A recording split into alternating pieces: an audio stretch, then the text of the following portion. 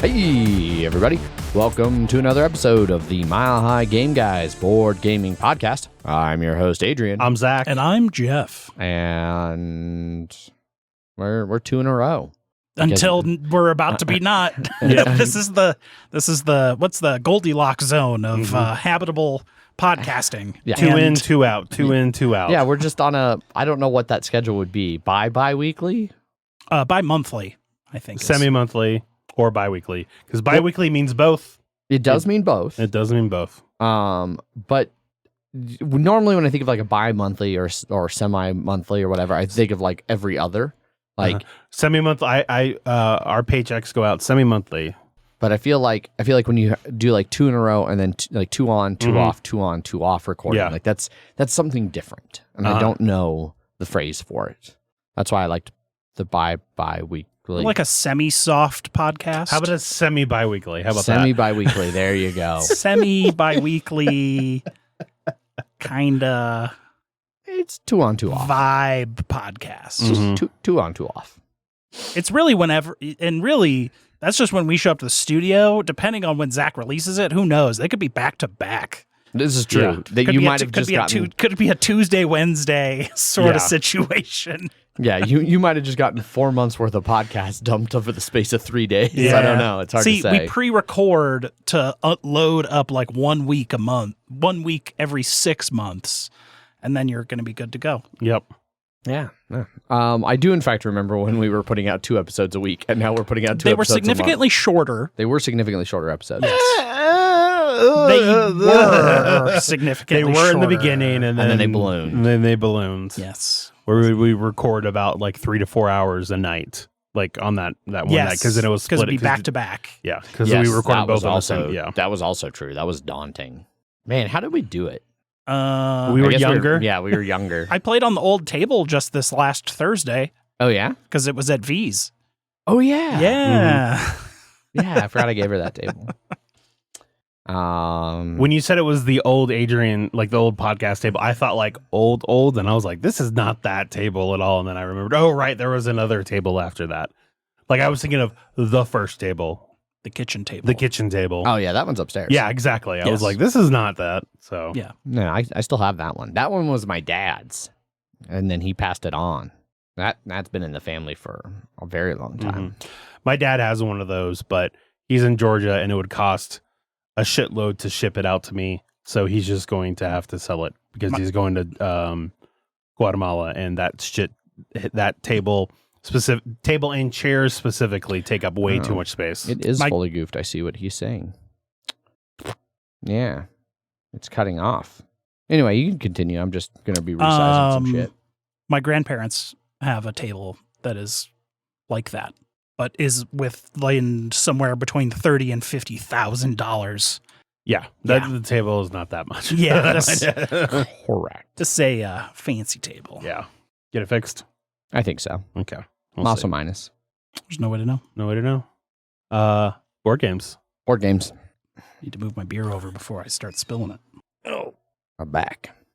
All right, working out the back before you start talking about board games. Yeah, it's just I don't know. It's not happy back there. Yeah, board games. So, who wants to start? Jerf, you've played a game? Yeah. I've played a game. All right. As I continue with my process of only playing campaign games. But hey, we had like, what, a 5-month break on this one? So I don't know if it was that far. It felt like it was that far. Because we have played it at least once since that time at Denver Beer Co. at Wes's. Yeah. Yes. But I don't remember. Because they don't date the missions, so we don't know when we play. Anyways, we played Clank Legacy. Okay. Mission 7? 6. Mission 6. Of 10. So. Ooh. Cool. In the back half. Yep. Yep. We only went to the back half of the map last round, so. And then went back to the front again. Yep. But then we'll go back on the next one. Yes. Is it like a double-sided? It is. Where you play on? Okay. Overworld and Underworld. Okay. But it does tell you on the 10 things, it does say like this is Overworld, Underworld. It tells you which one to so it's not play like on. A spoiler to say, we played that one, because that's always going to happen. So. Yes. Gotcha. So we did some stuff, and we had to find a thing. It added the final spots to the map because it's all the locations are stickers that are predetermined. Like there's no like suddenly spaces appear that you get to place. They're sort of like, here's the next block of like they did in Pandemic. So yeah, like North America is going to be where North America is. Like Pandemic Legacy Season 2 specifically. Yeah. Yeah. The continents are still there. Anyways, I had so much goddamn movement in this game. Oh, it was so nice. So Jeff actually got to read things this time? I got places quickly. Yeah, the game felt really broken. I don't know what was going Jeff on. got but to do stuff in Jeff this. got to do stuff. At the expense of me, too. So Absolutely. Oh, yeah, man. exactly. Sounds fun for everybody. Yep. And except Zach. I didn't die, at least. You did not. Barely didn't, but... And then everyone was like trying not to buy so we wouldn't get dragon attacks. And then when V had the chance to purchase, or I was going to... Basically, if a dragon attack came up, I was definitely going to die. Because obviously. Yeah. And Zach was like, V, you should buy. Like, I'm safe. No one else is safe. Yeah. So you should buy. The rest of you could die. I was unable to convince her. Yeah. I also was unable to buy anything on my turn that I became safe. Even though I said I wasn't going to. I didn't correctly because there was no way for me to buy anything that could hurt anybody or attack anything that could hurt anybody. So, but if he could have. Oh, if I could have, 100% would have. Yeah. Yes, absolutely. That tracks. That's how Zach does things. Yes. It's a competitive game. Come on. I'm you safe trying to convince V to kill herself and everyone else was a bit of a hard sell. Yeah, I know, but that's what you gotta. And if anyone's gonna fall challenge. for it, it's probably gonna be V. So. That's Boyd. Boyd would be the one to fall for that. It is easy sometimes to fall for Zach's wily shenanigans. Mm-hmm. Yeah. But yeah, I had like multiple rounds of 5 movement in one turn, which just so happened to be like there's little check marks on the box, and then there's like a 4, a 3, a 2, and a 1, and my 1 was moved over 5 different spaces in one turn, which I was able to get in this game, which finally caught me up on check marks on the back of the little box that I got to like be promoted Okay. to silver. Ooh. Yeah. Everyone's on silver now, though. Does that convey benefits? It does. There's like a passive benefit that you get to choose that everyone gets on our tavern. Okay. Which is like a whole bunch of different interesting options. You can make cards like everyone gets a sticker that makes it so it like auto trashes one of the basic cards, or makes the 20 points you get when you get back worth like one of the little seals of achievement, that if you have 3 you get 10 points. And many people in that last round ended with 2. So having that there, it'll be except nice. me, yeah, who had 3. There you go. Because of our patron guy. Yep. And I can't tell if it's like a patron it's got to be a patron as in like a visitor of the tavern, not a patron of the arts. No. Yeah. So you have different visitors that give you like powers in your tavern and stuff. That makes sense, I guess. But yeah, I like made it all the way to the bottom, and then I started headed back, and I was like, well, no one else is going to actually clear this objective, so I should actually try and do this because bad things could happen. And so then I rocketed all the way down to the bottom, and I should have not, I mean, hindsight, I should have bought the backpack that would have let me carry 2 artifacts. Correct, yes. Because I would have had the 2 highest the second and third most point value artifacts on the map on me at the time. But he didn't. So. But I didn't buy the backpack. I bought the crown that gives you 8 points because you spend 7 gold, which each gold is worth a point. And then I bought the third crown, which gave me 8. So I turned 7 into 8. Instead of that 5, which would have turned 25 into 45. Yeah. Sounds like you made a bad choice. And the backpack's worth 5 alone. So yeah. I still got second. But if I had both artifacts, I would have had. You would have gotten first. I would have definitely gotten first. I got last, but I didn't die. No one died. No one got 0. No one got 0. Well, people died. Yeah, but they were above the line of demarcation. Yes. On the board. The they can recover your corpse line. Yeah, something like that. Yep. And they got ahead of me. So like, even though I got the 20 points from surviving, yeah, I also got back, but it was only me and you. Yeah. Wes just started drawing because he was out. Yeah, and he still won, even though he didn't get those 20 points. But yes, damn. Yeah, and he still fucking won. Yeah. Good job, Wes. Mm-hmm. Yeah. Now I think I have 3 wins. He has 2, and you have 1, or V has 1. V has not won yet. Okay, so you have 1. Then. Yeah, it's 3-2-1, and 0. Zach was like, "Well, I should win." Like, and then he went through. Was like, "I've won 3 times. It's hard to make my argument now." I've won. Yeah, I won 3 out of the first 5 games. Yeah, I'm. I'll just stop talking. Yeah.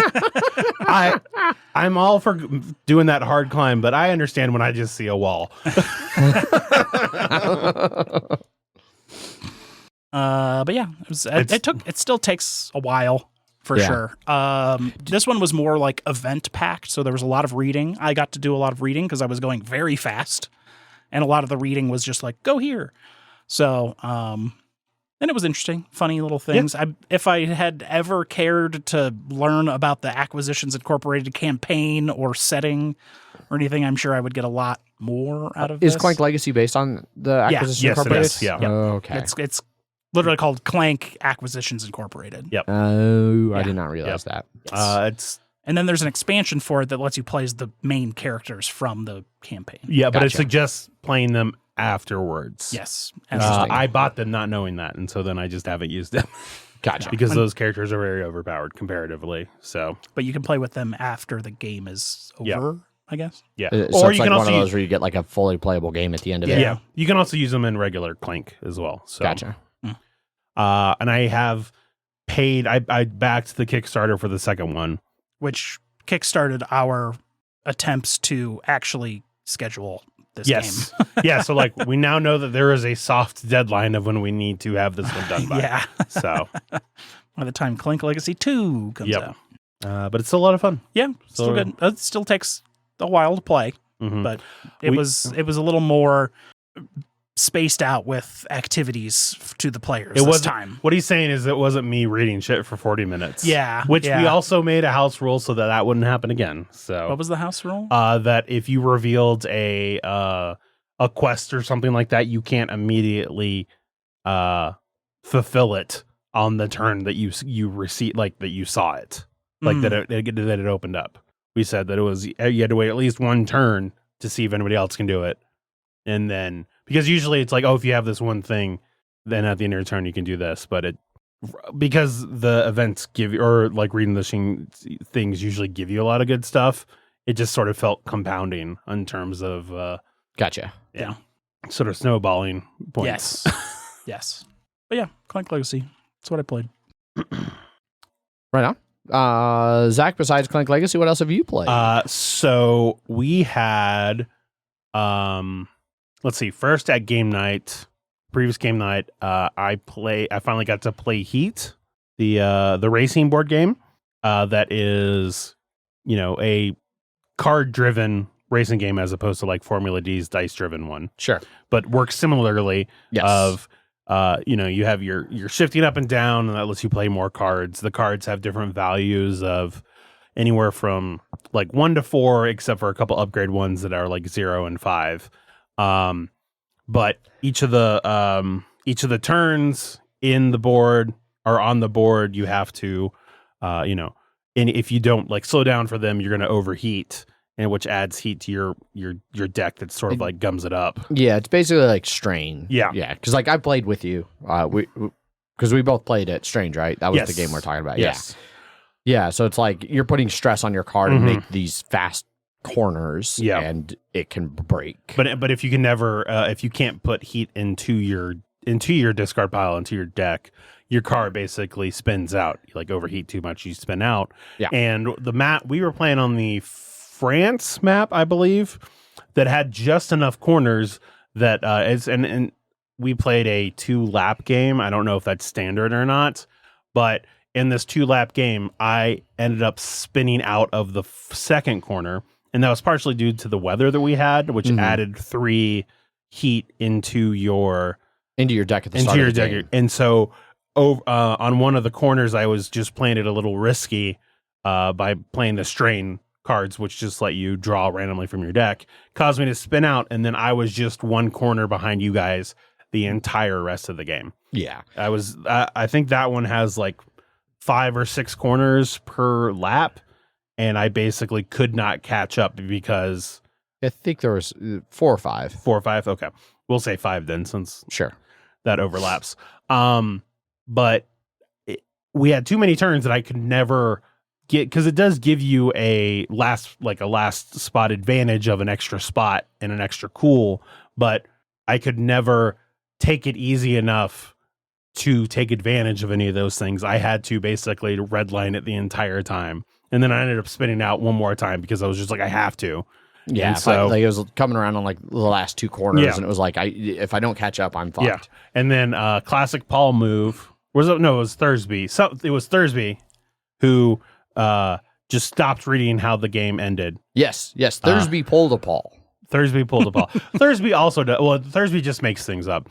But he did pull a Paul in this instance of the end of the game is whoever is it's the first person across the line, but if multiple people cross, it's whoever made it farther. Yes. And he just saw across the line. Yeah, and all of us were sitting here like, man, this is sort of weird. Like, it feels sort of shitty that it's ending. Yeah, it's like a huge advantage to whoever's just first. Yeah, like even if somebody's better positioned to like draft off them or like play their cards better, like that sucks. Yeah.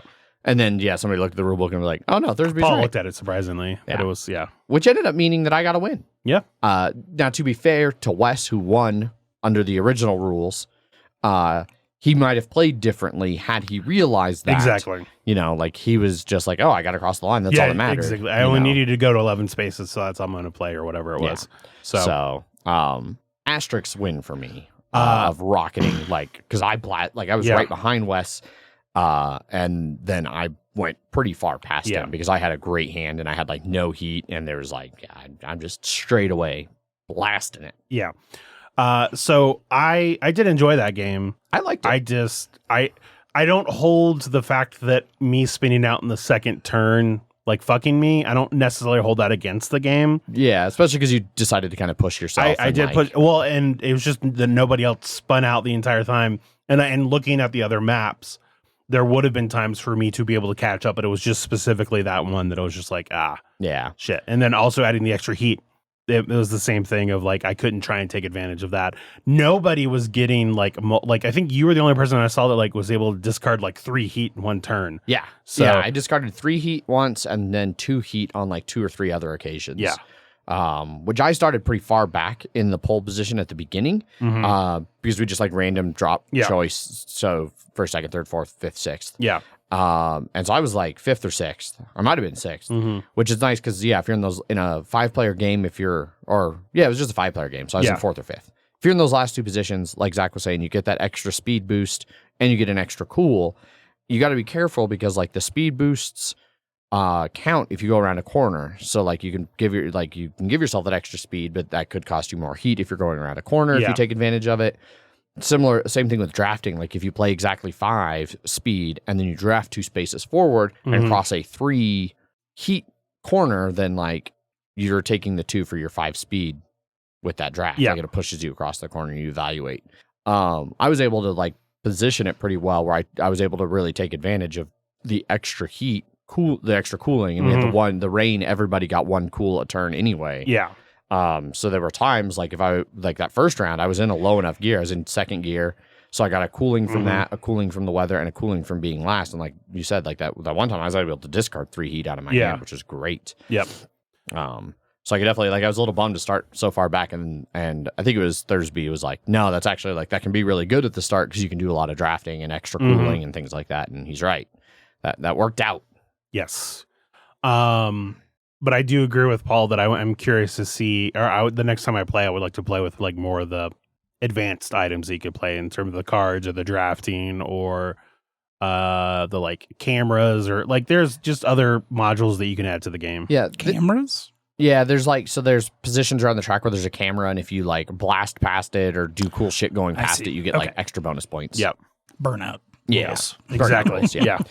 I think this would actually be an interesting one to play, like not at a game night, like to like make like a more of a day of it and do like Because you do like 3 or 4 races, right? Yeah, and you can do like multiple 2-lap races, and like your whole position, like where you finish, like affects what points you get and what upgrades you can do. And like, so you could actually make kind of like a mini campaign of it. So that'd be like a fun way to spend a day, I think. You know, trying out some of the different rules, different weather, like different tracks. I don't know how many tracks come in the base game. Is it 4? It's 4. It's 2 double-sided boards. So that's good. At least there's some variety in the tracks. So maybe do like a day where you play 8 like 2 tracks, 2 laps on each of the 4 tracks. So you do 8 laps. One of the tracks we saw had like 36 spaces, like a massive straightaway, which that would be so fun. But like I could see that being one where people shift way up, you know, and that might be where you can take the extra heat to like drop 2 shift levels. You know, I could see somebody doing that, like bump it up to 5th and just blast and then drop it way down hard going into the corner. You know, try to see some other hot strats come out. That's how you race, though. Yes, that is how you race. That's literally how it works. Yes, but I can definitely say it's better than Formula D. It is dramatically better than Formula D. I've only played it maybe once. Was it at like what was it, Caution Brewing? Probably. Might have been. That sounds right. It either would have been and I passed on playing because it was like supposed to be like 6, 8 players. It was some absurd amount of people. Yeah, because you can play up to 10 or 12 in that, I think. Yeah. And I was like, you're going to be there for like 5 hours. Yeah, dudes. gonna say no to that. Yeah. I thought, like Wes pointed out, that like it's at least in the base game, like everyone has the same deck, so like there's not a lot of random, like everyone's gonna basically make the same amount of moves. But there is, like, you can discard. Like, there were times when I discarded a bunch. Like, I knew I was coming around on the straightaway, so I was like, oh, I'm just going to discard all these ones and hope to draw a bunch of big cards for the straightaway, you know, and vice versa. Like, oh, it's coming up on a tight corner. I don't want to even have this 5 in my fucking hand. I'm going to get rid of it and hopefully draw some 1s and 2s so I can keep my higher shift. Yeah, and that's what I missed on the explanation in the beginning, was that I could discard anything except for the strain and the heat. Yes. So... yeah, that's an important rule to miss. I don't think it would have mattered, but I think I used strain once. Like, it definitely seems valuable to not use strain. Oh, doing double strain multiple times doesn't work out well for you? Bad move. Yeah. Bad move. There's not much I could have really done. Yeah, I mean, you can just get screwed and have a handful of draw, like bad draw. Especially because when you spin out, you get an extra strain, so the chance of it happening. And because this one had so many corners, I couldn't risk going over, because then it was more spin, you know. So sure, yeah. I don't know if I love that spinning out. Well, so when you spin out, you start, like, you still have to go through the corner again, right? Yeah, you spin out before the corner, which is what fucked me over, because it was the 2 corner that I spun out in front of, and I couldn't just go to the next one because I would have taken too much heat and spun out again. And we were all too far ahead for you to effectively, like, draft off of us too. I feel like that's almost double punishing. Like, like, I think spinning out and losing your next turn is enough punishment. I think you should get your movement, but then that might make it where it's way too beneficial to just rocket through sharp turns, or at least like you spin out in the turn, so like you get just outside of it. Like, you don't get to go your full speed past it, but you at least don't have to fight the corner anymore. Exactly. Yeah. I don't know. That's interesting. But no, I enjoyed it. Yep. So that's heat. And then this past Saturday we had like a quarter it was tabletop day. So we played board games all day at Table Public House. I was like, it's one of the public table house or table. Yeah, I can never remember the name. But we were there for the anniversary, and because it's a good space. And the only problem is that they close at 9. And they're like aggressive about it. They were even more aggressive about it this time. Probably because we pushed it a lot harder than we should have the previous time. Especially us with Terraforming Mars at the But I got to play some good games from that. I played Quacks of Quedlinburg, which is a game I wanted to play at CaptainCon, but I just never got a chance to. Played with 5 people, but we were doing the base set, or like, so we didn't add any of the expansion things, but we did play with the like level 2 spell books or whatever, potion books, and I exploded. So in this push your luck bag building game, I pushed my luck too far. 6 out of the 9 rounds. And first place. Yeah, was not mine. It's shocking how often Zach pushes his luck too much in push your luck games. Look, here's the thing is that I was looking at it, and every time anytime I needed a either 1 in 3 chance, or technically 2, like a 33% chance of failure or 40% chance of failure, was 100% chance of failure for me. Every time where it was one of those, it was just like, all right, I've got fucking, like, there was even less. Like, there was one that was like a 1 in 8 chance. I fucking pulled the 3 cherry bomb or whatever they're called. And so I failed. But we did, I still love that game. It's a great push your luck game, and it's fun it's easy, super easy to teach new people. So that's good. Yeah. And then after that, I finally got a chance to try out Revive. Okay. Jeff's MHGC game. Yes. Yes. This was a copy Thursby won in the raffle. I thought it was Tom. It is Tom. It is Tom. God damn it. Yeah, I know. So this wasn't. I don't think this was me confusing them as much, like which person was which, as just like who was actually there. Yes. I did not call Tom Thursby once the entire day. True.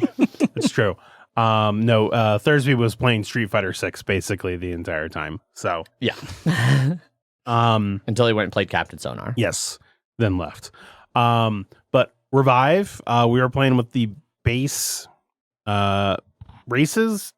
How they're races, right? Or tribes, factions, factions. races. I don't know. There's plant people. There's dwarf people. There's I don't know. The other ones are fairly nondescript. Yeah, and then there's two more that are part of the campaign. Yeah, as well. 2 more. They're double-sided. I didn't know that. It's like it's just a campaign to like unlock stuff. You just play it to like unlock the advanced mechanics. versions. Yeah. But this one is a little bit deck buildy.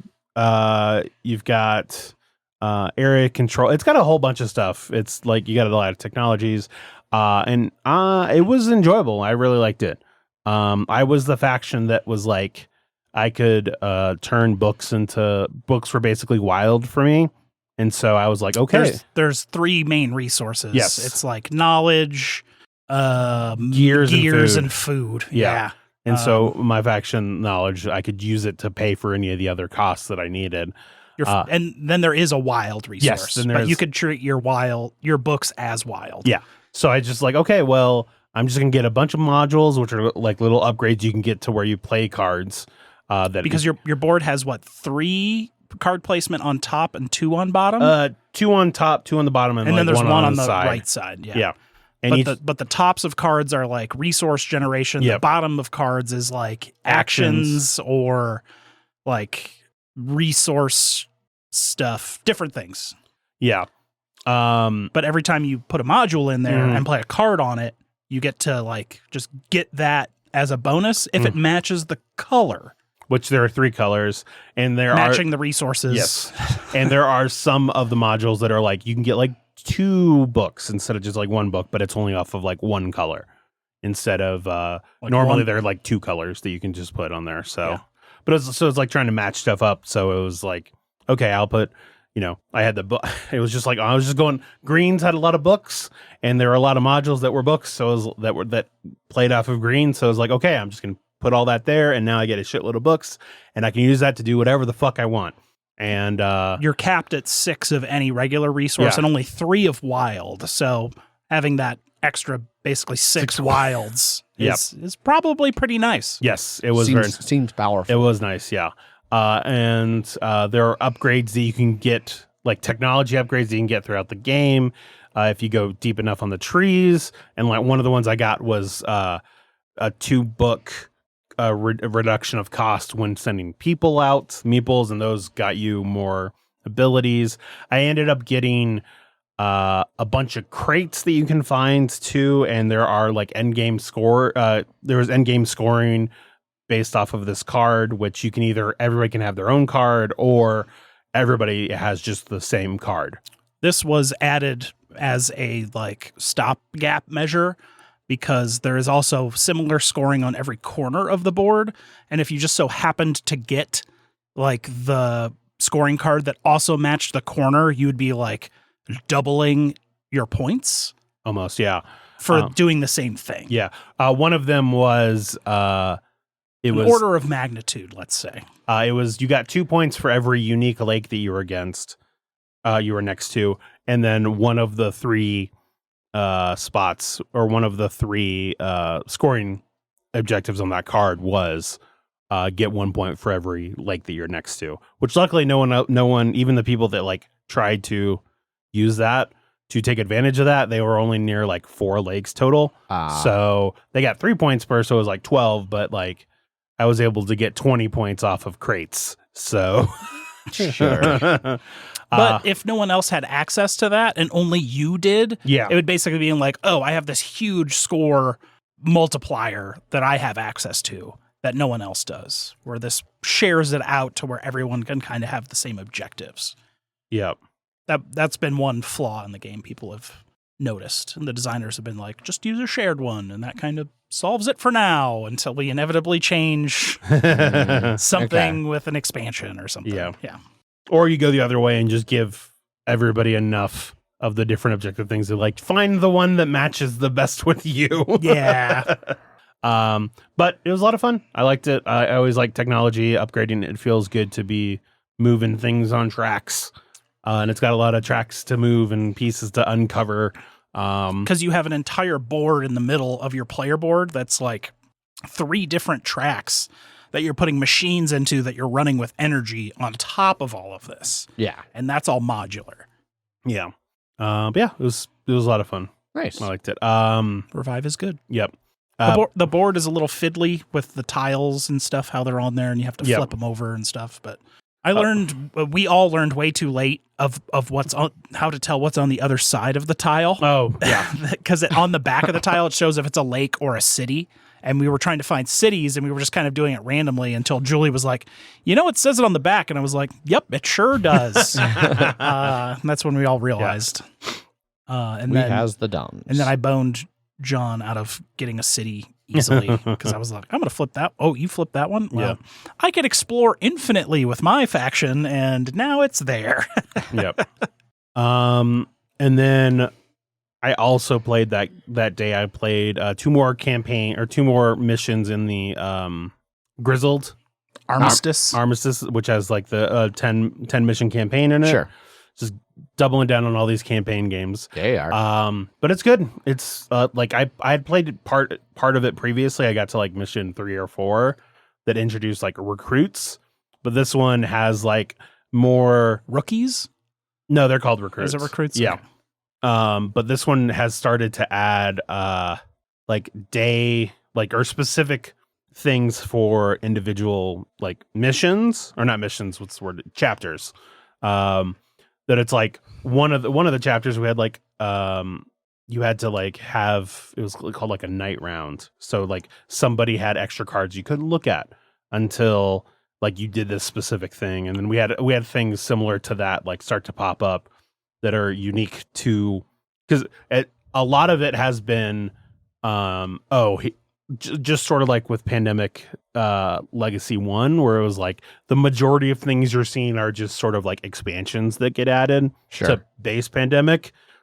This one was a lot of it was like these are things that were added in the expansions to it. And so, but now we're finally seeing like new things specific to this. So it's been cool for that. But we were on our second mission, we were 1 card away from winning. And then we had a card come out that basically told us to put the entire discard pile, split it in half between the morale reserve and then the trial deck. So it went from like only having one card left with nothing on the trial deck to like fucking 20 something cards on the trial deck again. And we ended up getting fucked from that. But so that was the first one we lost. But it's still a lot of fun. So, and I think we'll probably finish it. I think we have 3 chapters left. I don't think we replay the chapter. I think we just go on if we lose. And I think we should be able to finish this before Kaiser has his kid. So okay, yeah, nice. Yep. What about you? And then I think the last game you played was the only game I got to play. Oh, that's at the right. Anniversary. Yeah. So I'd worked the night before, so I came home and slept way longer than I meant to. So I didn't get to tabletop day until like 6 p.m. And then I didn't get to play a game until 7. And so from 7 to basically 9, like 8. It was 8:40 or so. Yeah. We played Legendary Encounter Aliens. The Aliens scenario. Yep. So Zach and I have played a bunch. We both really like the game. We both own the game. Everybody else was new to it, I believe. So we did a 5-player game with 3 newbies. We did the variant / like rule that is now in all the new ones where you don't put out any enemies the first turn around, which kind of sucked because like I was the medic and I drew my medic card in that first round. There's a lot of damage that came out that first round that people are like, well, can't do anything with this. Yeah. So yeah. The scout guy, he drew his that like, oh, there's nothing for me to scout. Yeah. And yeah, so that was a little bit of a rough start. But then we were doing really well for a long time where there was like the next time my medic card came up, I was like, there's nothing to heal. I bought him another card that let me heal and it was like, there's nothing to heal. And then all of a sudden there was a lot to heal. Yeah. We had like 1 or 2 aliens make it in. And we had a couple that were like, draw strikes when you kill it and things like that. So some people started getting some strikes. And we didn't see a single 0 strike the entire game. Yeah. Every strike that came out was real damage. Only 1 was permanent though, which was nice. But we saw like both of the 4s, the 5, the multiple 3s. It was like we were like, oh, we are shit starting to get bad and starting to get overwhelmed. Yeah. Like at one point, Zach took a damage that if he hadn't, like the next player would have had to. And they would have died from it. And they would have died. It ended up being a 3 damage and that person had 3 health left. So like Zach saved them. And then finally we got it just enough heals to keep us in the game. Like we got rid of the 5, got rid of 1 of the 4s. Yeah. Luckily, like our damage was through the roof. Like we had some coordinates that worked out really well to where one guy the guy to my left, who was the android, had all the tags. He got like a 7 cost and a 9 cost card like early.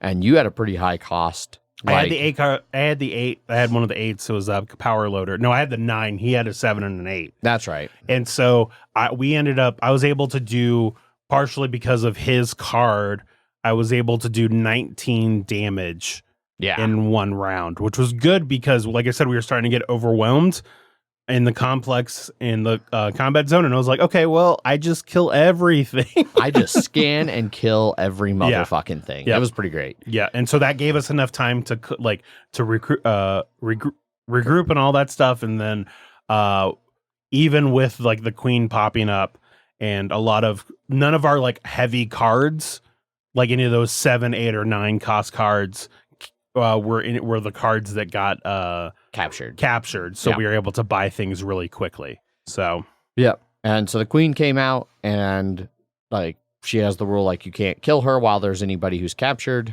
So luckily, like on Zach's turn, the other guy's turn, who I don't remember the 2 guys. I don't remember the guy to your left, the guy to my left, and then CJ, my coworker, was to my right.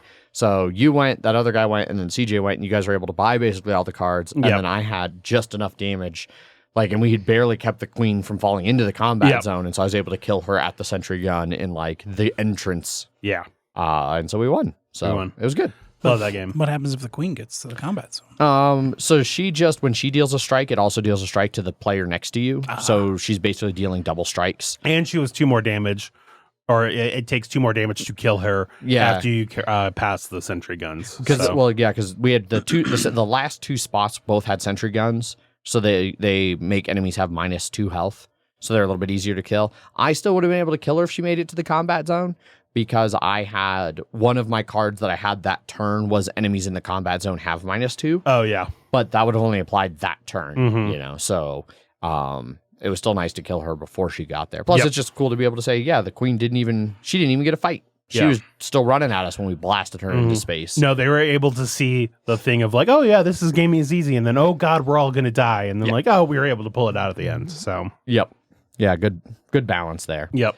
CJ really liked it. He had been wanting to play it because he really like deck building is probably his favorite mechanic in games. So like he loves Hero Realms and Star Realms, and he really wants to play some Clank stuff. It was funny when he was choosing. So we gave everybody like 2 roles. And with the new people, we gave all of them their own, like 2 roles for them to be like, choose 2 that you think sound interesting. And then we'll sort of explain what they do. And then Adrian and I were both like, okay. And then if somebody doesn't choose the medic, we're going to make sure that one of us gets it. Yeah. Just cause we're not going to play an alien game without a medic. It's just, so there's like 10 roles. So they'd each chosen 2. So the last 4 came to me and it was like, oh nope, I'm gonna be medic, and Zach was like, okay, cool, I'll pick something else, and was able to. So I had 2 that I was gonna be either the executive or the soldier, and that's because CJ, he was like, oh, I'm gonna pick these 2 things that are like opposites. They sound kind of opposite, like the priest or the mercenary. Yeah, and then he realized they are exactly opposite. Their powers are exactly opposite. One turns money into damage, and the other one turns damage into money. And you know, we don't want to try and like force somebody to choose anything. No quarterbacking. So, you know, we're just trying to be like, you know, you just remember, you got to do a lot of damage in this game. You got we're fighting aliens. We're fighting aliens. And then he's just like, and he was like, all right, you know what? He told me to pick first. And I was like, no, you pick which one you want first, and then I will choose mine based off of what you choose.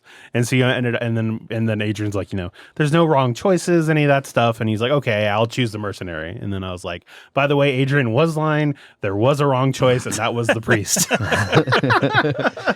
Which I forgot, that is the one scenario where the priest can be useful. Like if one of our 9 cost cards had gotten thrown into that like captured pile, we would have been very sad to not have the priest. And CJ would have gotten a told you so moment. So luckily that didn't happen. And it was still the correct answer for him to be the mercenary. Yeah.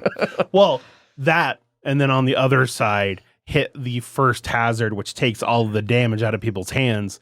The mercenary works really well for that. Yes, true. So, yeah. Still a great game. Yeah, really, really love it. Yeah. As long as you don't play the 4th scenario, because apparently it's as garbage as the fucking movie.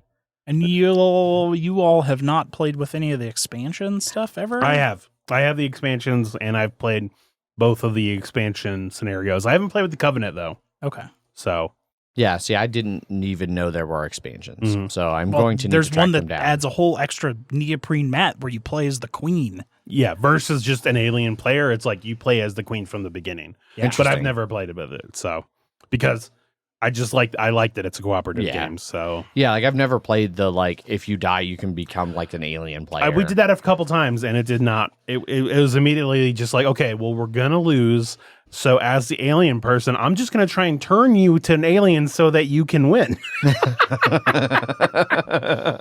My goal is to just turn you before you die. That's all it becomes. So, yeah.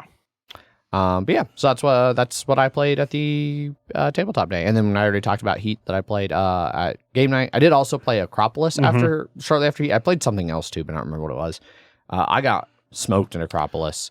I was very tired though because I'm in the middle of shifting to night shifts, and so I'm gonna blame it on being tired and a little bit drunk, and I'm just gonna move on and forget about it. I also played that at the tabletop day. I was not drunk. I just blame myself for having a shitty. I got a higher score than you did. Like these are different games. Yeah. I got a higher score than you, but the difference between 4th and 3rd was higher.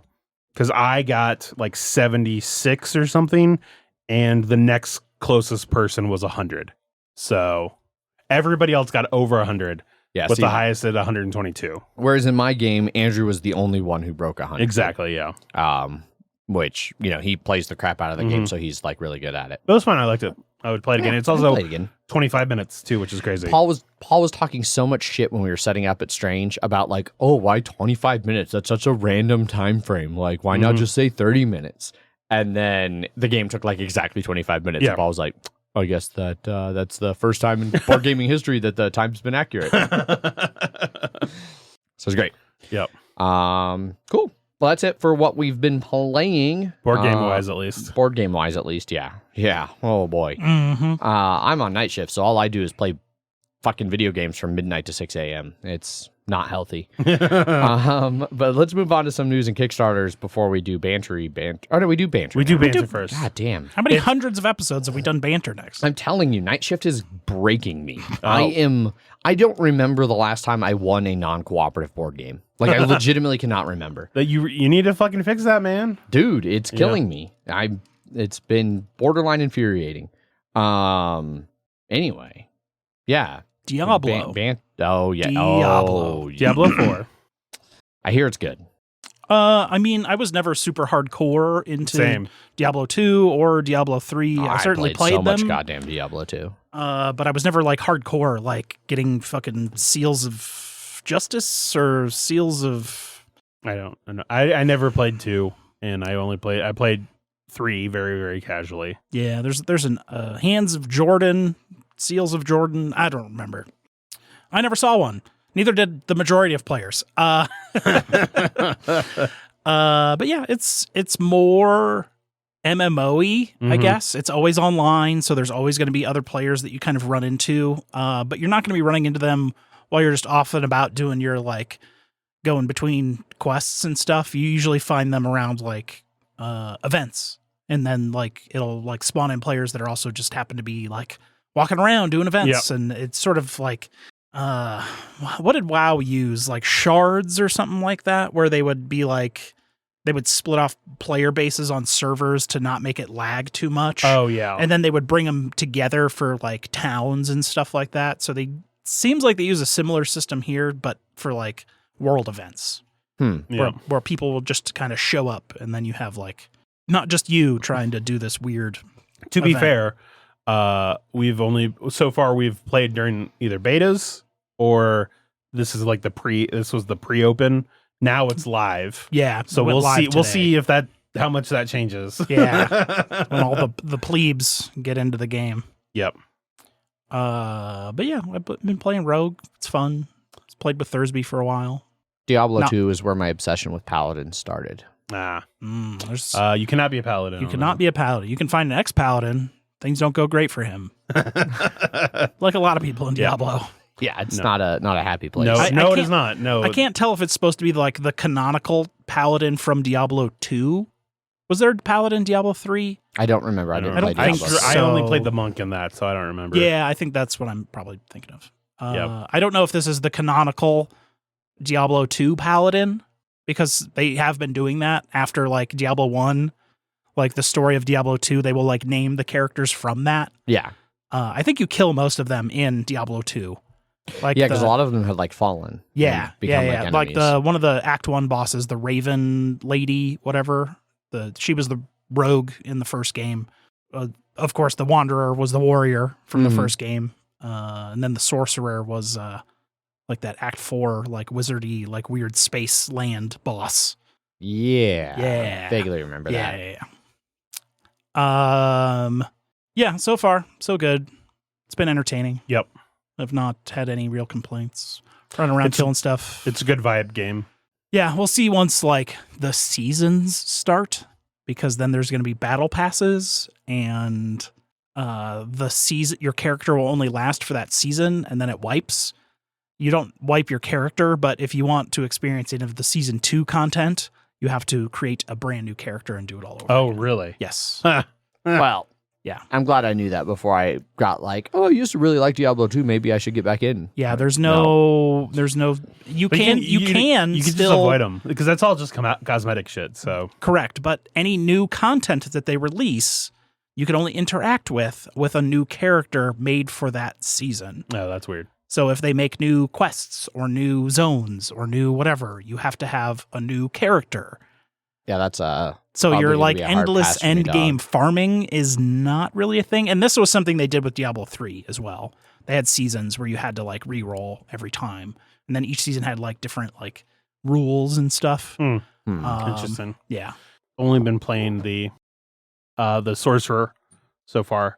Do you know if? So I remember they said in the beta that the barbarian and the druid were like underpowered. Is that still the case? They said that a lot of the power from those classes came from later, and they weren't as powerful within your first like 20 ability points. Gotcha. Okay. But you only have like 48 that you get from leveling, and then you can get up to 58 by like mastering each zone. Gotcha.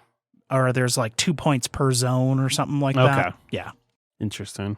Well, we'll see. I'm enjoying it right now, but we'll see. Yeah.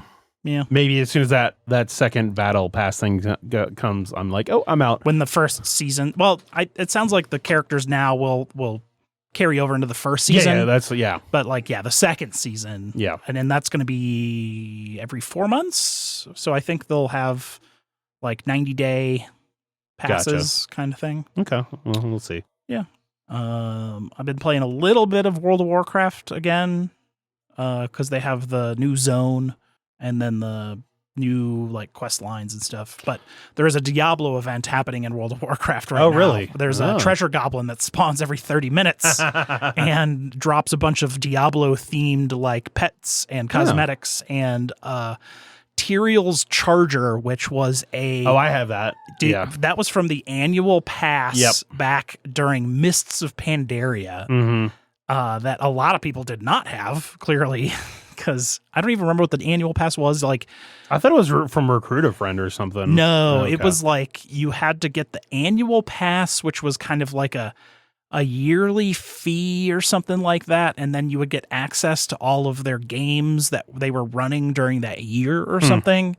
It was some weird promotion that no one ever did because it was kind of a ripoff. Yeah. Because I remember having it, but I also don't remember paying for a year's worth. Yeah, so. I don't know how the annual pass worked, but it was for Mists of Pandaria, which was the like 4th expansion.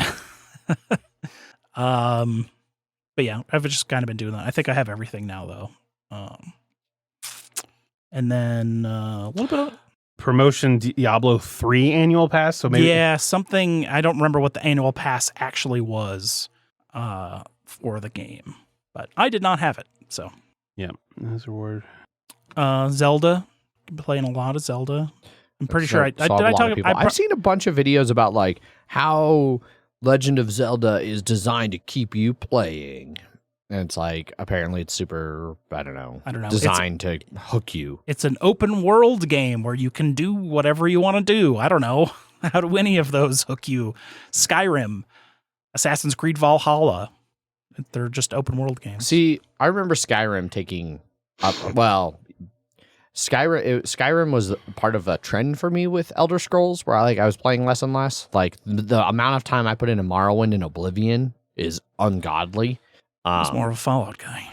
Skyrim was also like it's also the chart of like when I was like playing them, what stage of my life I was. Like I was playing Morrowind in like high school, middle school, and I was an uber nerd, so I just come home and play until it was time to go to bed and then go to school. Sure, play entire fucking weekends like nonstop. Yeah. Those were the days. I also did play a lot of Fallout. Yeah. Fallout 3, I put a fucking ton of time into Fallout 3. 1, New Fallout Vegas. 2, Fallout Tactics. I didn't play 1, 2, or Tactics. New Vegas. A little bit 4. I only got about halfway through 4. Yeah. Okay. And then I bounced off 56 real hard too. 76. Whatever. You see, exactly. So Zach, updates. So the annual pass was basically saying, by clicking this, you agree to pay for it for a year at a, like for you do $15 a month and if you did it for a year, then you got a free digital copy of Diablo 3 and then access to Mists of Pandaria beta. Gotcha. So you do the year subscription for. Yeah, but you didn't pay the whole year up front. So it was just, I see. You just the annual. You were just like you were locked into $15 a month, or $12.99, or you probably got the discount on there. Yeah, because if you do 6 months, you get $12.99. Yeah. So. Okay. Yeah, no one was really doing the annual pass back then. No. Definitely doing the I'm just going to pay 6 months and then I get that for like a little bit of a discount. Yep. Oh, yeah, so I'm sure you could hear Jester there. I was trying to signal to Jeff to like, hey, wait 1 second while I go find out why my dog is losing her goddamn mind. I wrote things down. But you also just kept talking. So that's fine. Either Zach cuts that or everybody gets to hear the barking. That's fine. But apparently somebody came to the door, but they must have only knocked and not ring the doorbell, which I guess glad that they didn't ring the doorbell also, because that would have been I'm sure audible. But I gotta get a big like giant fuck off. I don't want any fucking door-to-door person because they come constantly and they make Jester go fucking crazy. And the way I've got that big window in my front door, then I feel awkward because it's like, well, now I just have to stay in whatever room I'm in until they leave so they don't see me. But maybe I should just let them see me and just like shake my head like, get a fucking life. One of our new guys was asking about we have an office phone in our receiving office. He's like, why don't we ever pick that up? And I was like, because it's 99 times out of 100 a cold call for some trucking company that's going to charge us 5 times more than we pay for 5 times worse service. Yeah, that tracks. Yeah. Yep. So, so that's why Jester was losing her mind over, in case you were wondering. Zelda. I have not played either of those games. I continue to like Zelda. It's fun. Yeah. I had talked in some of our more recent episodes about, I was in a Stellaris playthrough. I finished that. My rogue AI, it succeeded in eliminating all higher forms of organic life from the entire galaxy. Sounds like you're no longer rogue. You just are the main, the primary. Yeah, I kept another robot race alive for a little while, and then I got bored, and so I killed them just to like kind of officially end it. I tried to like get them to join me multiple times, and they were never about that. They were like, "No, you just killed all the organics, bro. We're not that kind of robot." And it's like, yeah, but you're still a robot, so. That one was interesting. So the end game crisis eventually happened, and it was basically all of the organic people had went real heavy into cybernetics. And so then there was like this code that like got unlocked through like traveling through the hyperlanes that like was corrupting the like cyborg people and taking them over. And then it was also corrupting some of my people and taking them over. And so then like these like 4 different worlds like spawned, turned into these like machine worlds that were just spewing out alien races.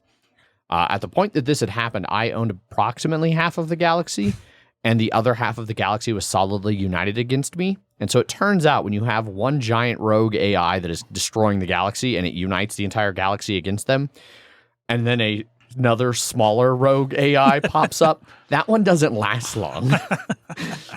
We know how to do this really well at this point. Yeah, so the Crisis faction was not a threat. I was the real Crisis, and I did win. Yeah. I didn't do the like progression thing to become the Crisis. I thought about it because that would have been kind of cool, but I've done that before. I wanted to see an actual Crisis. It was a little lackluster. I started a new game, but I immediately was like, I don't feel like diving through a whole nother playthrough right now. I'm gonna How long was the else. entire playthrough? I don't know. I could probably look at my save file, but it was a lot. Okay. I mean, like I said, I've never played it, so I don't like 20 hours more. I think at one point, so I was kinda playing like it. Civ. I'd been playing it for a while, and then there was an update that kind of broke part of my game, and I reviewed it 1 star. Yeah. And then I got a message towards the end of my playthrough that was like, "You've played for 50 hours since your review. Would you like to update it?" Oh, wow. Okay. So yeah, it was like 50. Now a lot of that time is like because I'd like pause and like go do shit and like so it'd just be paused and running. So like not all of those hours were playing hours. Or I watch it a lot while I like watch movies. Or I play a lot while I watch movies. So I'll pause and like watch what's going on. Yeah. Real play, probably still like 30 plus hours. Oh, okay. Well, for one. Okay. Gotcha. Yeah. That's about a Civ campaign. Yeah, exactly. Especially because also haven't played Civ. When I play Civ, I always play like the biggest, and same thing with Stellaris. I always play the biggest maps, like the biggest, like in Civ, it's the biggest maps with like the longest Slowest. time frames. Yeah. Because it just feels more realistic. Yeah. Like I really don't like in Civ when you play like the faster, like the online speed maps and on a smaller Quick map. Yeah. where you can like send a soldier to go fight in another city, and in the time it takes him to travel from city A to city B on the same continent, you've discovered like 4 technologies. It's like that doesn't feel right to me. I feel like the epic length feels more appropriate, the amount of time it takes you to research technology versus move around the map. Yeah. Gotcha. So I back in the Civ 4 days, we were playing online. I almost wiped out one of my friends. All he had was one final settler that was going across the Arctic, and I had a boat that was like chasing him from the water and trying to hit him, and they couldn't go inland because it was the Arctic on the very north side of the map. And I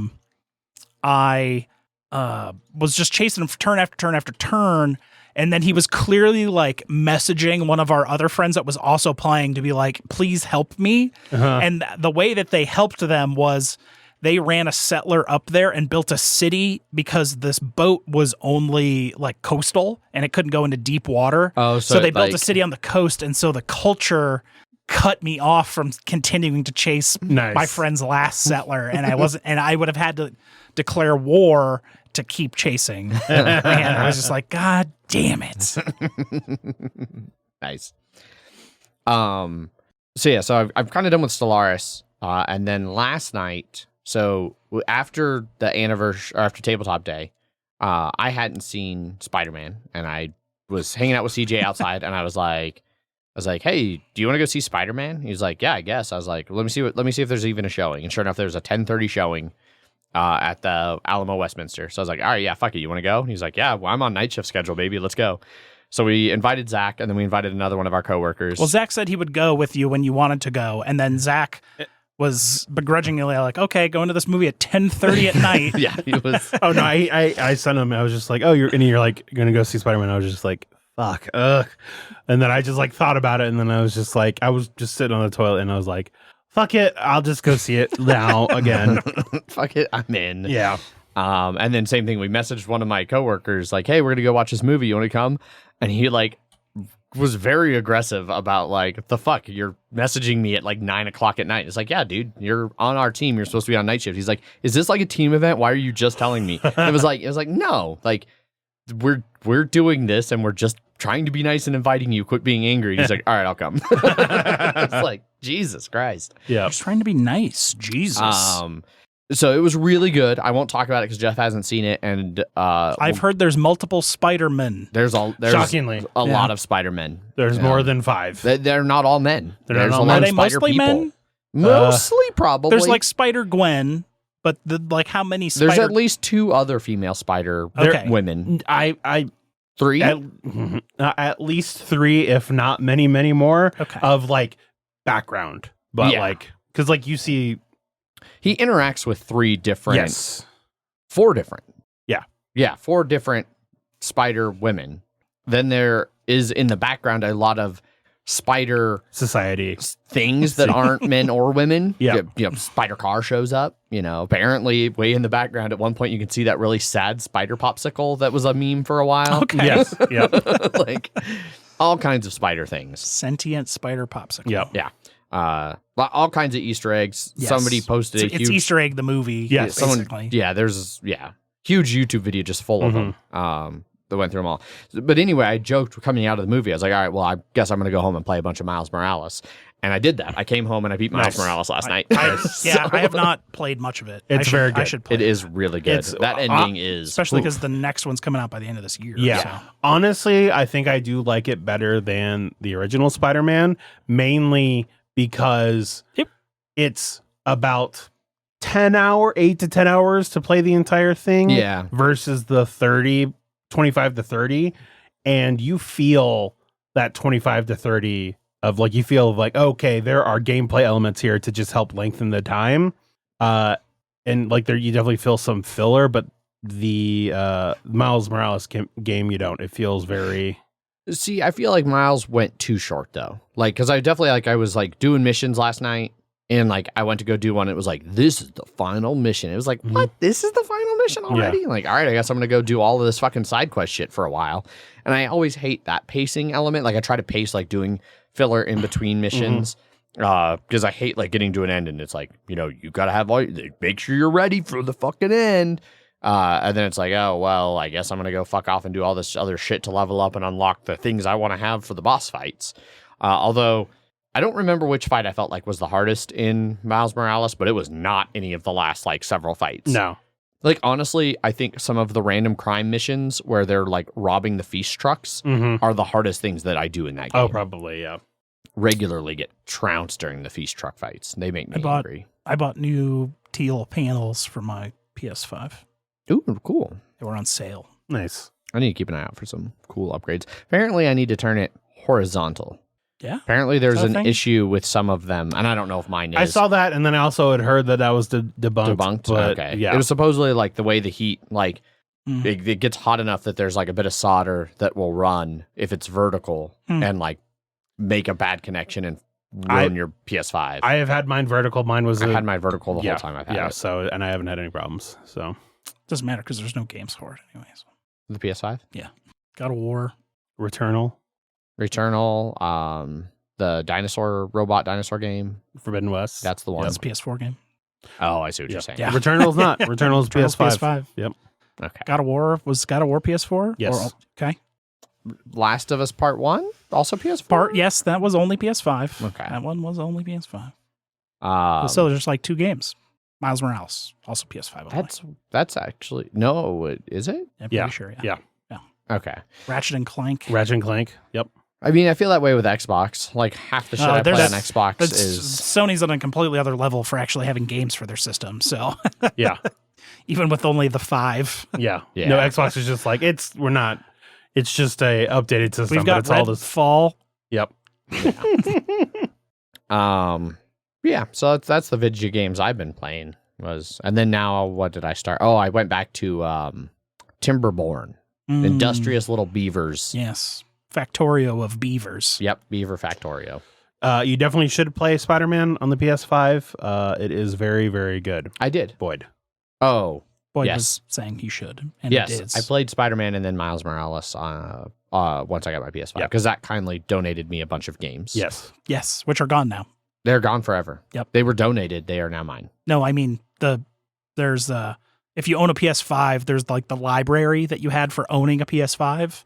They have taken that away. Mm-hmm. So you would have wanted to download those before. Yes. You can't. Yeah. Yes. Oh, It was like the essential, but a lot of them were like PS4 games. Yeah. So interesting. Well, like the PlayStation first Gate of Essentials yeah, collection. Yeah. I pay for the pass shit, so I have access to Mhm. fuck Basically, of that yeah. stuff anyway. Yeah. The high level pass. Yeah, Did you the, ever like, do $99 a Ghost year of one. Tsushima?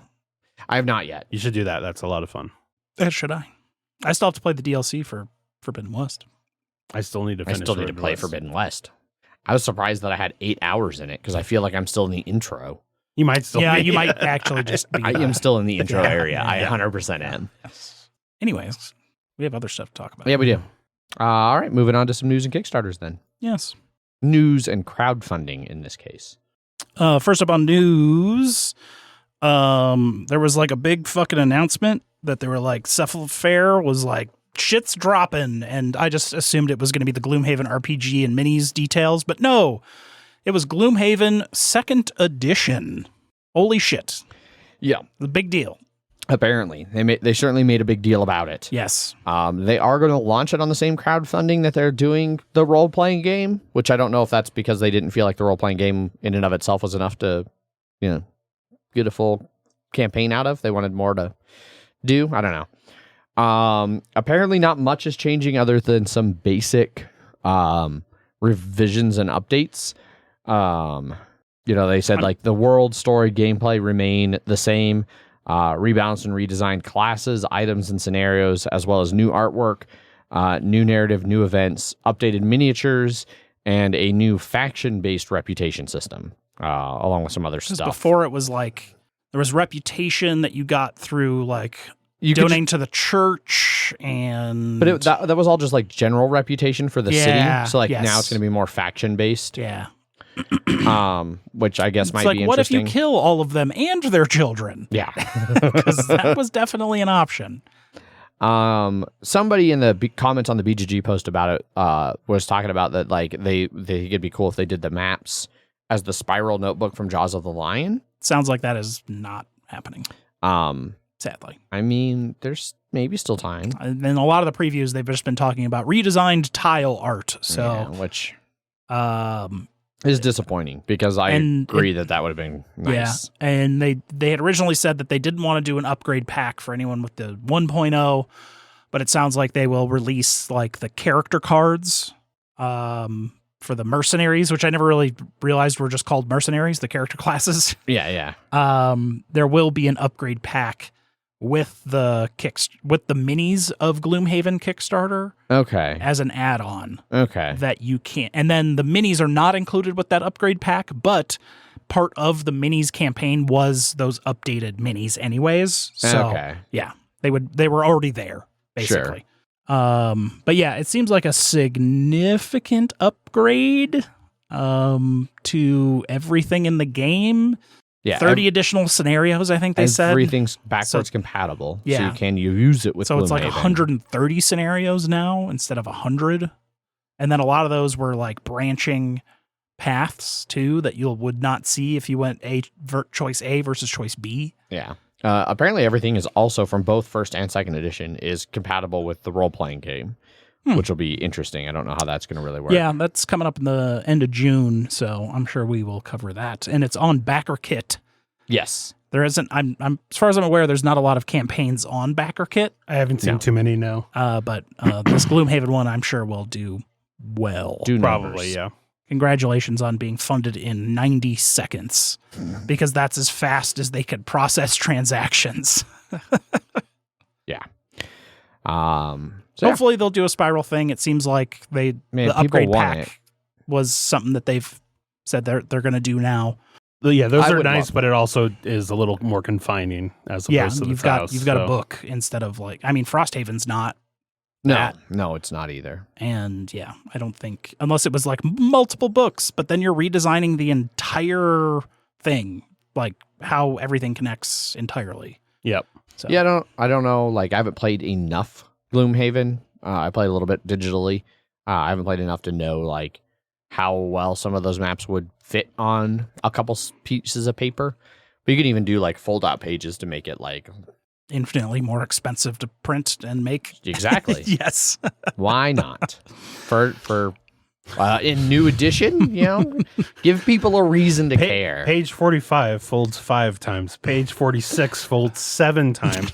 Page 47 folds 2 times. Obviously, like most of them would probably fit on just the 2 open. Would be the idea. Yeah. Yeah, so that's going to be coming. Indeed. June 20th, that launches. Yeah, so we'll talk about it. That'll be right about the time we are back recording again. Yeah, I'm sure it'll do well. Next up on news. Speaking of a new campaign game, they've announced Ticket to Ride Legacy. Yeah. Of Legends of the West. Exactly. So apparently this has been in the works for a little while. May got to do her little name drop thing of like, oh, I can finally talk about this. I've been in between playing Arkham Horror for 78 forever. Hours straight. Yep. Yeah. So this has Rob Davio and Matt Leacock working with Alan Moon, who designed the original Ticket to Ride. They've all kind of worked together on this new Legacy version. It is Legends of the West is the subtitle for it. And basically, you can see that the map starts out where it basically is blank for everything west of the Mississippi.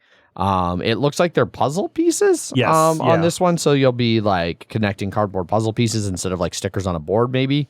I'm not sure. Honestly, that seems like, hopefully it'll look better. Because sometimes those stickers are like, you put it in once, and that's where it's going to be. And like Clank, when we were trying to put stickers on cards, like the stickers were bigger than the cards, so there was a lot of overlap. Oh, Jesus. Yeah. That's annoying. Not all of those stickers, but there are 1 or 2 that it was all the ones that Zach was doing. That feels like bad quality control at the factory. Yeah, I mean, it could be user error as well. That could be too. Especially if it was always just Zach. Look, I don't know what to tell you. I could see sticker on the left and the right side of the card. There's no. You can't stretch the sticker when you put it on, Zach. Oh, okay. If we, it's like, don't give him the scissors. I do like that it has a spot down here where there's no Florida for multiple reasons. One, I'd like to imagine a world where Florida sounds like a good exist. time. Yeah. But also, I was just watching. Sounds like a nice world to live in. I was watching a video about how Florida used to be like even more backwater and garbage than it is until somebody built rail lines down into Florida because like it used to be all swampy and shit. So nobody could go down there, and it was like, you can't go build there. There's no rail lines. But yeah, so you're going to be building like you're all different rail barons, building out the rail lines, heading out west, and staking your claim over the course of the game. What's in the box? What's in the box? Does it say that does it show that it's $120 on this? No, I don't think it did. I did not realize it was $120. Holy crap. Yeah, this is really light on anything about it. There's a video and then a little bit of like that you're embarking on a journey across 12 games, managing your own railway company to wealth and fortune. Yeah, game after game, route after route, continues to fill your vault with earnings. You will open frontier boxes that will unlock new rules, content, and more surprises. Like previous installments, the game can be learned quickly, but will provide immersive and narrative experience that should please every fan of the franchise. So we're just waiting for the zombies. Yeah. At some point, those famous Western zombies. Spooky ghosts. Spooky ghosts. There you go. Yeah. Or UFOs, or who knows. Do you get to also wage war against the Native Americans to steal their land to build your trains on? Is that going to be part of the game? That is just going to be the subtext behind everything. What about just shooting buffalo as you're riding along a train? That is just killing herds of buffalo. absolutely. That's going to be I'm sure we'll be able to do that. Yeah. Great. Yes. Yeah. Fantastic. The pile of skulls will be so big you can see it on. You'll be like, "There's the skull pile in fucking Kansas, right there." Yep. Get the Sharps rifles going. Yep. Yeah. I have a hard time remembering what the names of the rifles of that era actually were, because I've played hundreds of hours of Hunt Showdown that uses just changed enough names for all of these guns that are owned by actual gun manufacturers. Sure. So I always call it the Sparks rifle, because that's what it is in the game. There you go. And it's the Winfield. Nice. Yeah, the Caldwell conversion pistol. Yeah. So anyway, that is Ticket to Ride Legends of the West. It's like if you wanted to play My First 18XX, where I don't think get to invest in other people's train companies, but you're still building They trains. do have a preview of the cards. It does look like it has significantly different cards, and you have like your own deck and company and stuff. So yeah. But the like blue, yellow, rainbow train cards, that seems like it's a main mechanic and it's still here. Yellow, blue, black, and green. Yeah. And red, presumably. With the Jurassic World game, I'm now on the Dinosaur World? Well, no, Jurassic World Legacy, the Legacy game they did. I want to see what the game's about before I try to invest in that one, because I love that IP. It has been cheap, but it's because it wasn't. That game does not look good. Did not look good as soon as I saw the backing for it, and I was like, oh. So I want to see a little bit more towards of this. Same. Because this really feels to me like a game where I'm going to play it and I'm going to be like, man, I'd rather, if I want to build rail lines across parts of the U.S., I'd really rather just play like Age of Steam or 18XX. Well, I'm not expecting that. It's because it's a Ticket to Ride game, so it's still going to be Ticket to Ride. I'm just curious to see if it's going to be. Well, you also don't play those other games. It's true. Oh. Still sitting in the 5500s on that Jurassic Park game. I don't think it's out yet, is it? I'm 99% sure it is. Yeah. I thought it was still readily available. I thought it was still doing the Kickstarter. Like, I thought it was still in process. Dang it. I think you can just buy it. Yeah. I'm not. No, because it's like $120. Yeah. Like this. Yep. Ticket to Ride Legacy. I accidentally cled the chat window. Way to go. I go. want everybody to see my Control-Shift-T. No, that opened the last tab, not the last window. Oh. Control-Shift-W. I don't know if that's it or not. There we go. I fixed it. Good job. I wasn't sure if there's anything that I didn't want people to see in my history of. Nope, not tabs. that one. Uh-oh. God damn it. Wow. We haven't used that camera in a long time. Boom. There we go. Now it's back. Yeah. There's another camera. It's above us. There it is. There is. We indeed have not used that in a long time. Ofer says he doesn't want to see Adrian's hands. And then vomit. Yeah. Gross. I think you only saw a hand. You did not see both of them. One was enough. Could you see one of them? Oh yeah, you can. Yeah, You can most see of our one them. hands. You can see all my notes. Oh no. And our timer. Anyways. Good times. Next up on news. So there's that like new 40K edition coming out. Yeah. And It's like weeks away. So I don't know. Their 10th edition stuff. It's hitting. So the rules are out. You can find the rules. You can play the game without knowing any of the statistics of any of your armies, unless you will have the specific units from the new box set that they have also released all the rules for. But they have released no other data sheets yet. So they released info on new things, but nothing that for about using old for it. They have released the data sheets for all of the units that come into the new starter box set. Are those new units, or is it just some? The vast majority are new. Okay. Very few are not. Gotcha. I mean, I guess technically, if you could just be like, these guys are these guys. You can, yes, right? But to try it out. But. Yeah. But most of what's in that box set is new, like termagants. Mm-hmm. Those have been around for fucking eternity. Those were a unit back in my day. So you could use your termagants as you so wish, but like the Screamer Killer's all new. Oh, Ripper Swarms. Ripper Swarms are also something from an eternity ago. Gotcha. But yes, it is like, I don't know. Well, they released the Space Marine stuff and the Tyrannid stuff, and the data sheets have to be coming soon because all of the rules are going to be free online. But the thing they still haven't shown one iota of is how many points things are actually going to be. Because the points are going to be in the like indexes that are going to be free online. Pre-orders are going out this Saturday for the new box sets. They said it's going to be 2 per person, $200 a pop.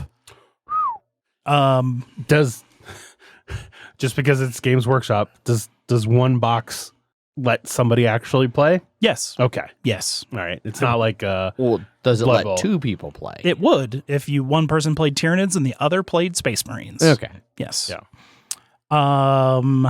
Yeah, the new edition rules are interesting. They have faction previews out for every army in the game with like details of what their like special rules and stuff are going to be. Everything seems a lot more simplified. There's no more like weird. Like, is it oversimplified or just it's bringing it back down to simple, not simplified? Okay. Yeah. It's bringing it back down. It was getting too complex. Like you would have like 28 different options to spend your command points on. Now it's down to like 6. And then you have like 6 basic ones that everyone has access to out of the main rule book. And then you have some that are just for your army, where it was like everything was so situational. It was like if your unit undercover takes damage from a heavy weapon, you can spend 1 command point and they get -1 to hit. And then you have to remember that you have that, which not everyone did. Yeah. There's like a new Dreadnought. They're retiring models that were like old ones. Like this Dreadnought that's in here is, I'm on a different page, but like the Space Marine Dreadnought, basically that Dreadnought has been around. That was the previous version of this model. Are you are on He's like on a different I'm on a different page. It's just a Space Marine Is it Dreadnought. on their one on their website? Yeah, probably. It's been that same Space Marine Dreadnought since I was playing when I was 15. And now they've just finally updated the miniature to give it knees. Because it was like the stompy one that had like, it was just like feet. And then its like waist would pivot and how it walked. This was like the Dreadnought in Dawn of War. Oh, God, yeah. I wouldn't worry about it, Adrian. Yeah, it's I want to see it. I mean, I can just turn it around and show it to you because that's the new one. But yeah, they retired the old one. It's like, wow, that miniature has been around for a long fucking time. Yeah, so I have like too many armies and not enough progress. There's new Terminators. I'm glad I didn't buy any of the old Terminators. These ones are like bigger now to be more to scale with the like bigger. 40K has slowly gotten bigger, like scale wise. Sure. To the point of where they made like new, better scaled Space Marines and called them all like they're like more different Space Marines with like new genetic modifications. That's why they're bigger than the old ones. The old ones still exist. That old ass mini next to the new one is quite different, but there's like Firstborn Marines and Primaris Marines now. So now there's like bigger Terminators to make them better scale with the new Primaris fucking Space Marines. Weird. It's a whole reason to make you buy more minis. It's like, I already have all the Space Marines. I don't need any more Space Marines. But what if there's bigger Space Marines? Now you got them old ass ones. Yeah, you can that, play with the old ones. First gen, you're gonna get fucking wrecked. Yeah. You have tactical Marines, not Primaris Marines. So yeah, I don't know. 10th edition's around the corner. I will probably actually play the game. You played 9 once, right? I played 9 once. What I was getting into before, it's way easier to make an army now. You can use 3 copies of any one single unit. You have to have a leader, and then you can use up to 3 of any unit. There's no fast attack, heavy support, elite, whatever. You can have up to 3 of any one type, unless they're like battle line troops, and then you can have up to 6. That's it. That's your army creation. You can make whatever the fuck you want. It's not like you can only have 3 elites, or 3 heavy support, or 3 fast attack. You could have fucking 12 fast attack, but you can only have up to 3 of any one single unit. Interesting. Yeah, it is. You can. It's supposed to be like removing walls for you to make something you want to play with. Yeah, I see here that they're also going just on like with doing Games point Workshop? values. Yeah, what they finally realized they're losing money? They've actually been doing quite well over the past few years, but now I think they hit their like total amount of things they can do. Yeah. Or people they can get, and now they're making it, easier. Well, all right. Yeah, what does it say about Games Workshop? What do you mean? What Zach was asking. Oh, it does. He was just saying, like, what's happening to them? Like, what's happening to them to make? I think they found someone positive improvements. I think they found someone to run the company that's like, well, we're not going to lower the prices, but we can make the game easier for people to get into, because then we're going to have more players, Right? Because there's less like barriers. Yeah. I mean, it's the same thing D&D did with 5th. Like, that was a huge part of 5th edition, is making things more streamlined, more accessible, so that you didn't need to read a massive player handbook before you started playing. Yeah, and then they have like 3 main ways to play: 1,000 points, 2,000 points, 3,000 points, and a 4th on top of that. There's like starter sets that are called combat patrols. That there's a whole mode. Like, they're always the same minis that come in the combat patrol, and then there's going to be special rules for those combat patrols to be able to fight each other. So you can just buy a combat patrol, which just comes with like 3 or 4 units, and you can just play right out of that box against someone else that has a combat patrol.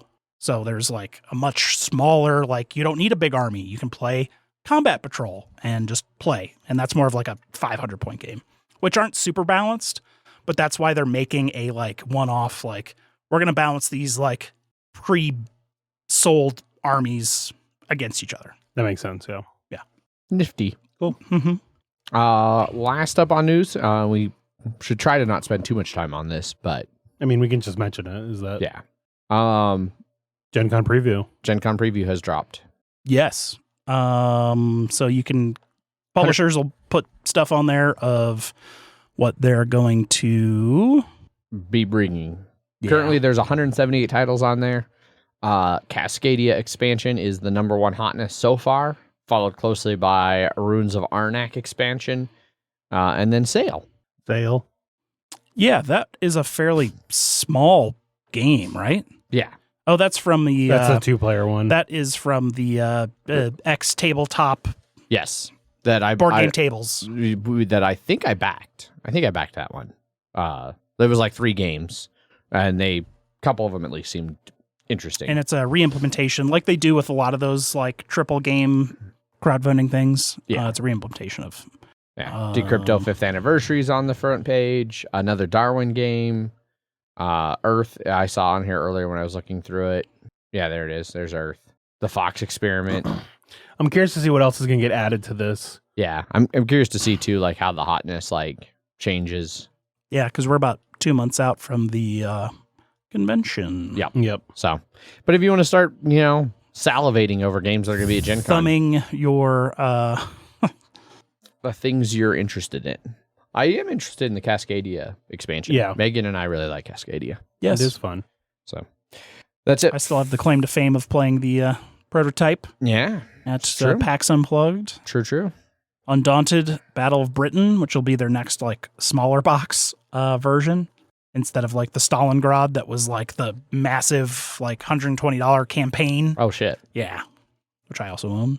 I should probably play that sometime. Yeah, well, I just bought another copy of Undaunted Normandy so I could get another set of cards because my cards were fucked up. So Oh damn. So now I have like Just like from use, or did something happen to them? It got set in water, and then it basically just turned like a whole on the backside, turned portions of it white, and of course that card is like the like most powerful card. It was like the Recon Commander or something like that, and I was like, cool, that one is totally marked now. That's unfortunate. See, you just need to put all of them in water. Yeah. Yes. Or sleeves. Yes. Or sleeves. Mm-hmm. Yeah. Opaque backs. Anyway. There's already an expansion for the War of the Ring card game. Interesting. I haven't heard good things about it. I don't think there's any listener feedback. I forgot to check my own self. I did not see any. Cool. Then I think that's going to kind of wrap up the episode. If you do want to give us some listener feedback, you can send us an email. Emails at milehighgameguys.com. You can also tweet at us over on Twitter. I tweet under at MHGameGuys. I'm Zach_MHGG. I'm Jeff_MHGG. And then you can also find links to our Discord channel, because that is a thing that happened very fast and with no control from me. Our Discord channel. We always had in a our Discord. show notes. We've always there. had one for a long time, and it got some use from people doing video gaming or online board gaming. Yeah. Now it's just where everyone is. Now it's just where everything is. Yeah. We have like way more people on there now. We do. Yeah. It is actually really nice to see like some of the people who weren't in Slack, like are people who used to be, but then like weren't. Stopped. Yeah. Yeah. So because they had to go to another app that was Slack. Yeah. And they were already on Discord. Yep. So that's been an added benefit that I will admit to. I did finally turn notifications back on for local, so you guys don't always have to just tag me in local. I just never have notifications on. I will only see your message if I happen to have it open. I have all notifications on, so I would not withstand that during my workday. I just still hate that it does each channel as its own notification. Like, it would be great if it was just all of Discord nestled into one. 500 messages with no threads. Let's fucking go. I mean, that's how we do it. That's how everyone does it. Yep. No one fucking threads anywhere. Even Except my work spoilers. Slack. Even my work Slack, or yeah, like people will start to do things, and you'll see like a chain of comments where some passive aggressive motherfucker went through and did a thread, like emoji on like 7 messages in a row. Like, this should have been a thread, you sons of bitches. I did. There was a thread when I had when I had my second guess of Wordle, and I guessed the word nanny, and which was the word of that day. And Kaiser and Wes were like, "Why the fuck would you ever guess that word?" As your I am still word? unsure why you would ever guess nanny as your second. My dad Dan did today's word as his second guess, and I was like, again, why would that ever be your second guess? Yeah, I've only heard that word rarely, and I've never seen that word. He's like, I don't know. I guess I've just been feeling that a lot lately. It's like, I mean, I get that, but I agree. For Slack threading is way better than Discord. What? I don't. It's because like previously we would do the spoiler threads in movie. Now we have a spoiler forum that is on its own threads. So yeah, I guess the way threads work, we could probably still do threads just in the movie channel. But look, on the outside, the Zelda one, back and find exactly. Or you could just keep chatting in the Zelda spoiler thread weeks later. That one has like 400 messages in there. It's crazy. It's just been Wes, Paul, and me. That's it. I'm behind on that, so I was just like, I'm not going to bother dealing with any of it. Just as you go through the hours, just kind of peek at the first 10 messages and see where you are, and then be like, okay, I understand these, and we didn't go real spoilery on things. Even so much in the spoiler thread, we were not spoiling things. Yeah.